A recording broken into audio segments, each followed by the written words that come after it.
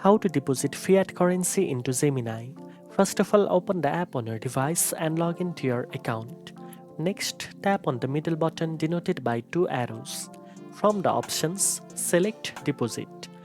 You will be given two options: deposit from bank or deposit crypto and stable coins.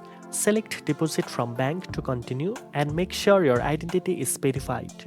Choose the fiat currency you want to deposit, such as USD, Euro, or GBP, depending on your account setup.